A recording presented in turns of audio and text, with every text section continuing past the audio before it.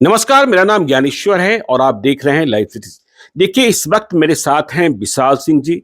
विशाल सिंह ने अभी-अभी BJP join किया है और बीजेपी के युवा नेता हैं। 12 मार्च को इन्होंने पटना में ज्वाइनिंग की थी और इनकी माताजी श्रीमती मीना सिंह, जो पूर्व सांसद हैं जेडीयू की, उन्होंने भी बीजेपी की सदस्यता ग्रहण की। इनके पिता स्मृति शेष अजीत कुमार सिंह साहब बिहार की राजनीति के एक बड़े चेहरे रहे हैं और जैसे ही इन्होंने बीजेपी की सदस्यता ग्रहण की, शाहाबाद की राजनीति में भूचाल आ गया। जेडीयू में हड़कंप जैसा दिखा। तो विशाल सिंह ने अपने राजनीतिक जीवन की पहली यात्रा बीजेपी के साथ ही शुरू की। विशाल सिंह से हम पूछेंगे, यह यात्रा बीजेपी से ही आपने क्यों शुरू की? विशाल सिंह एनसीसीएफ के चेयरमैन भी हैं, इस बात का भी ध्यान रखा जाए। विशाल जी, आपने बीजेपी को ही क्यों चुना? सबसे पहले आपको और आपके सभी व्यूअर्स को मेरा प्रणाम। जी। देखिए, थोड़ा समय लेके मैं बताना चाहूँगा। मेरा परिवार कांग्रेस पृष्ठभूमि से और फिर जदयू में एक लंबे समय तक काम कर रहा था। लेकिन मेरे पिताजी उस तरह के इंसान थे क्योंकि वो कोऑपरेटिव मूवमेंट से जुड़े हुए थे। अजीत कुमार सिंह जी। जी। जी। मेरे दादाजी कोऑपरेटिव मूवमेंट से जुड़े हुए थे, पिताजी जुड़े हुए थे। तो हमारा संबंध हर दल के लोगों से है। जी। तो हमारी ये विचारधारा थी कि भाई हमें प्रदेश के लिए काम करना है। मेरे पिताजी, देखिए, मैं पढ़ा हूँ दिल्ली में, मेरा कॉलेज दिल्ली में किया गया है। उस समय बिहार में एक छवि थी कि भाई जंगल राज है, कानून व्यवस्था की समस्या। मतलब 2005 के पहले की बात आप कर रहे हैं? 2005 के पहले की बात। जी। तो और बिहारी एक तरह की गाली थी दिल्ली में। हम लोगों को शर्म आता था ये बताने में कि हम बिहारी, हमको बोलना पड़ता था कि भाई हम यूपी के हैं। लेकिन क्योंकि मैं जिस तरह के स्कूलों में पढ़ा हूँ, हम लोगों से किसी ने ये सब नहीं पूछा। लेकिन आम बिहारी से ये भावना, ये सेंटिमेंट जुड़ा हुआ था। मेरे पिताजी से मैं बात करता था, वो कहते थे कि भाई एक दिन हम लोग बिहार में कुछ करेंगे। तो उनको 2004 में जब मौका मिला, नीतीश जी और आदरणीय जॉर्ज साहब, स्वर्गीय जॉर्ज साहब, शरद यादव जी, इन सब लोगों ने मिलकर उनको चुनाव लड़वाया। वो चुनाव जीते। मैंने उनसे एक ही सवाल पूछा। मैंने उनसे पूछा कि भाई अब तो आप सांसद हो गए, तो राजनीति तो आप देश की करेंगे, प्रदेश में क्या होगा? उन्होंने कहा, बेटा, मैं जिस प्रदेश से आता हूँ, परिवर्तन वहीं आएगा। तुम्हारे परिवार की ये जिम्मेवारी है कि जिस क्षेत्र में तुम लोग हो, उस क्षेत्र में लोगों की सेवा करो।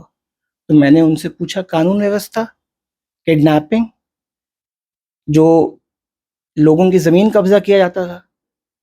हम आमूमन सुनते थे कि डॉक्टर का बच्चा किडनैप हो गया, डॉक्टर लोग छोड़ के आए। मेरे पड़ोस में हमारे पड़ोस में डॉक्टर हैं, उनके हस्बैंड का मर्डर हुआ और वो अपने 2 बच्चों को लेकर नोएडा में, हमारे सेक्टर में किराए पे रहने लगे। उनके दोनों बच्चे मेरे साथ पढ़ते थे। तो ये मेरा तो वो सुना हुआ है, देखा हुआ है कि उससे ज्यादा कुछ समझने की आवश्यकता होती नहीं है। नहीं विशाल जी, आप ये कह रहे हैं कि जंगल राज से बिहार को मुक्ति दिलाने के लिए आपके पिताजी अजीत कुमार सिंह जी, जो कांग्रेस में थे, वे नीतीश कुमार के साथ हुए। 2004 में सांसद बने, 2005 में बिहार में परिवर्तन हुआ और नीतीश कुमार सुशासन बाबू कहलाए और आज भी नीतीश कुमार मुख्यमंत्री हैं। यह दूसरी बात है कि वे महागठबंधन के मुख्यमंत्री हैं, लेकिन नीतीश कुमार पर भरोसा, तो नीतीश कुमार ने ही जंगल राज से बिहार को मुक्ति दिलाई। आज क्या वजह रही कि नीतीश कुमार को छोड़कर आप और आपके परिवार, मतलब आपकी माताजी, ने बीजेपी की सदस्यता ग्रहण कर ली? देखिए, बहुत स्पष्ट इसका जवाब है। जी। लोग ये कह रहे हैं कि चुनाव लड़ना है, ये है, वो है। देखिए, 2015 में भी हम नीतीश जी के साथ थे जब महागठबंधन पहली बार बना। हमें ये विश्वास था कि, और ये सही भी था, नीतीश जी मुख्यमंत्री थे, सरकार उनको चलाना था। 2015 तक बिहार में बहुत काम हुआ, रोड बने, बिजली की व्यवस्था में इतना परिवर्तन आया, लड़कियां स्कूल के, 10 तरह की चीजें। पर 2015 के बाद क्या हो रहा है? क्राइम बढ़ रहा है। आप क्या बिहार को नया दे रहे हैं? आज जब बीजेपी के साथ सरकार थी तो एथेनॉल के प्लांट इतने खुल रहे थे, नीतीश जी कहते थे शाहनवाज जी को कि भाई आपने तो कमाल कर दिया, ये एथेनॉल का जो जो इनका जो पॉलिसी है वो आज की है, मेरे को लगता है 2009-10 की इनकी पॉलिसी है। तो आपने उस 5 साल या जो आप महागठबंधन के साथ थे, आपने उस समय क्यों नहीं कर दिया? देखिए, एक विजन होता है, परस्यू करने वाला होता है। आज जब आप ये कह रहे हैं कि तेजस्वी जी 2025 में बिहार को लीड करेंगे, तो मुझ जैसा नौजवान आपकी बात से कन्विंस नहीं है। नहीं, क्यों? तेजस्वी यादव भी नौजवान है। बिल्कुल नौजवान है तेजस्वी यादव। देखिए, तेजस्वी यादव बिल्कुल नौजवान है, अभी पिता बने हैं, उनको उसके लिए बधाई। लेकिन उनके ऊपर किस चीज का आरोप लगा है? उन्होंने ये कहा था कि मैं कैबिनेट के पहले कलम से बिहार को नौकरियां दूंगा, वो तो नहीं हुआ। अब उसका विपरीत क्या है? उन पे केस किस बात का हुआ है? केस हुआ है कि भाई जिसको नौकरी दी उसके उससे आपके नाम पे जमीनें आ गई, तो वो जमीनें हवा में तो आई नहीं, वो जमीनें हवा में तो आई नहीं। आप ये कहते हैं, सुनते हैं जो हम लोग, कि भाई आप उस समय नाबालिग थे, आप जब बालिग हो गए तो आप उन लोगों को वापस क्यों नहीं कर देते हैं? मतलब तेजस्वी यादव से आप ये डिमांड कर रहे हैं कि जो संपत्ति उनके पास आई वो वापस कर दें उन्हें? क्यों नहीं जी। अगर आपको लगता है, आप भाई देखिए, अगर आपकी नीयत साफ है, ठीक, तो चुनाव ही उसका उसका एक वो नहीं है डिसाइडर। आपको रोज अपनी गलतियों के लिए क्षमा मांगना है और सुधार करना है। आज आप डिप्टी चीफ मिनिस्टर हैं, आप पे इतने सीरियस आरोप लगे हुए हैं, आप उसको डिफेंड करिए। आपको लोग ये कहा जा रहा है कि भाई आपके साथ गलत हो रहा है, तो जिनकी जमीनें आपके नाम पर है उनके साथ सही हो रहा है। देखिए, अगर 18 लाख नौकरी बिहार को मिलेगी तो 18 लाख लोग तैयार रहें, एक एक कट्ठा, दो दो कट्ठा पटना के आसपास खरीद लें, मुजफ्फरपुर में खरीद लें, आरा में खरीद लें, वही जमीनें उनके नाम पर रजिस्ट्री होंगी। अब किसके नाम पे होंगी? तेजस्वी जी के, उनकी पत्नी के, और किसी और के? ये तेजस्वी जी बिहार को बता दें। नहीं, आप कहना चाहते हैं कि बिना जमीन नौकरी नहीं मिल रही है बिहार में? अभी तक तो साक्ष्य यही है। लेकिन लालू यादव तो कहते हैं, जिसे आप जंगल राज कहते हैं, कि वो सामाजिक न्याय की लड़ाई का गोल्डन एरा था, और उनके खिलाफ जो आरोप लगे वह जो जिसे मनुवादी ताकतें कहते हैं या जिसे कहते हैं कि शोषक वर्ग, उन लोगों की साजिशें थी। अच्छा, तो उन शोषक वर्गों ने आपके बेटे के नाम पर, आपकी बेटी के नाम पर जमीनें लिखवा दी, रजिस्ट्रार ऑफिस गए, जमीनें लिखवा दी, और वो आपके नाम पे आ गया। देखिए, हम अपने कृत्यों को किसी भी तरह डिफेंड करें, पर जो कानूनी साक्ष्य है वो बदलेंगे नहीं। सच्चाई ये है। तो आप ये बताइए कि आप तो भाजपा के साथ आपकी पारी शुरू हो चुकी, आपके परिवार के बहुत पुराने रिश्ते रहे भाजपा के साथ, राजनाथ सिंह के साथ, अब तो आप एनसीसी के चेयरमैन भी हैं, अमित शाह जी से भी मिलना जुलना होता है, पीयूष गोयल से भी मिलना जुलना होता है। क्या लगता है कि बिहार की स्थितियां और परिस्थितियां बीजेपी कभी बदल पाएगी? जैसा अभी आप इथेनॉल प्लांट की बात कर रहे थे या बिहार में औद्योगिक क्रांति की बात कर रहे थे, देखिए चारा चोरी के आरोप तो पहले लगे और ये सारे हुए, कैसे परिस्थितियां बदलेगी? क्योंकि बीजेपी के बारे में भी कहा जाता है कि बहुत बड़ी जुमला पार्टी है। देखिए, आप तुलना हम लोग कर लेते हैं। हम ये देखें कि जब बीजेपी एक अलायंस पार्टनर थी 2017 के बाद, तो बिहार में क्या हुआ in terms of industrial growth? देखिए, बिहार की दो समस्याएं हैं, बेरोजगारी और बेरोजगारी के कारण पलायन। ये एक बहुत बड़ा ड्रॉबैक है। बिहार में शिक्षा, बच्चे पढ़ने वाले ऐसे हैं कि पूरे देश में बच्चे घूम के पढ़ रहे हैं। तो ये दोनों चीजों का सोल्यूशन कैसे होगा?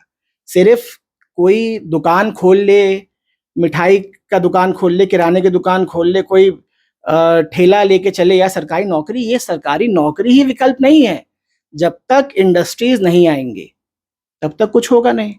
अब तो ये हमको और आपको देखना चाहिए, और आप भी इस पे अध्ययन करें कि अब जब सरकार बदल गई है, व्यवस्था बदल गई है, तो कितनी तेजी से एथेनॉल के प्रोजेक्ट्स अब बिहार में खुल रहे हैं, या जिन लोगों ने लगाया वो कितना पैसा अब उतनी तेजी से क्या काम करा रहे हैं। मुझे तो नहीं लगता है कि कोई इतना बड़ा रिस्क अब बिहार के अंदर लेने वाला है। देखिए, लॉ एंड ऑर्डर सबसे प्राइमरी चीज है, उसके बाद ही और कुछ हो सकता है प्रदेश में। नीतीश जी तो कहते हैं मैं जीरो टॉलरेंस की बात करता हूँ। बस जीरो टॉलरेंस यही है कि पहले किडनैपिंग नहीं होती थी, जी। किडनैपिंग एक चीज बाकी था, पहले डॉक्टर किडनैप हुआ, एक स्कूल का बच्चा किडनैप हुआ। अब तो देखिए लोगों को ये सोचना है कि शाम के 8 बजे के बाद अब हम घर के बाहर निकले या नहीं निकले। आप कह रहे हैं बिहार के हालात ऐसे हो गए हैं? किडनैपिंग क्या नहीं हो रही है? नहीं, ठीक है, पुलिस कर रही है, हम लड़ भी रहे हैं। देखिए, मुझे पुलिस से कोई शिकायत नहीं जी। है। इसलिए शिकायत नहीं है क्योंकि पुलिस के अपने मास्टर्स होते हैं, ठीक? उनको जो मैंडेट दिया जाता है वही मैंडेट है। आप शराबबंदी में अगर अधिकांश फोर्स को लगा दीजिएगा, इस सरकार की, नीतीश जी की सबसे बड़ी विफलता क्या है? शराबबंदी। आपने पुलिस को लगा रखा है, क्या बिहार में शराब नहीं आ रही है? भाई अगर आप पुलिस को ये कहें कि तुम क्रिमिनल को पकड़ो, क्राइम के खिलाफ काम करो, आपने वो नहीं किया।